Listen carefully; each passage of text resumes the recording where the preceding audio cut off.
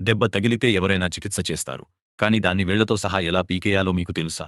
ఈ బాలుడిని చూడండి. ప్రాచీన భారతంలోని ఒక చిన్న గ్రామం. మండుతున్న మధ్యాహ్నం మరియు ధూళితో నిండిన ధరలు. చిన్నారి చాణక్యుడు తన ఆలోచనల్లో మునిగి నడుస్తున్నాడు. నిశ్శబ్దంగా ఉన్నా చాలా అప్రమత్తంగా ఉన్నాడు. అకస్మాత్తుగా ఒక ముళ్ళ పొదలోని ముల్లు అతని కాలిలో గుచ్చుకుంది. తీవ్రమైన నొప్పి. అతను ఆగిపోయాడు. ఏడవలేదు. అరవలేదు. కేవలం ఆ ముల్లు వైపు తేరిపార చూశాడు. చాలా మంది ఆ ముల్లును తీసేసి ముందుకు వెళ్ళిపోతారు. కానీ చాణక్యుడు సామాన్యుడు కాదు. అతను వంగి మట్టిని తవ్వడం మొదలుపెట్టాడు. లోతుగా, ఇంకా లోతుగా. కేవలం మున్నే కాదు. అతను ఆ పొదను వేళ్లతో సహా పీకి అవతల పారేశాడు. కాని ఆట ఇంకా ముగియలేదు.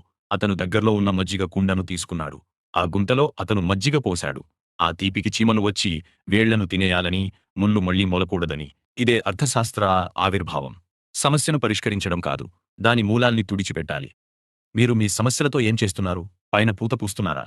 లేక వేళ్లతో సహా తీసేస్తున్నారా? ఆలోచించండి. దెబ్బ తగిలితే ఎవరైనా చికిత్స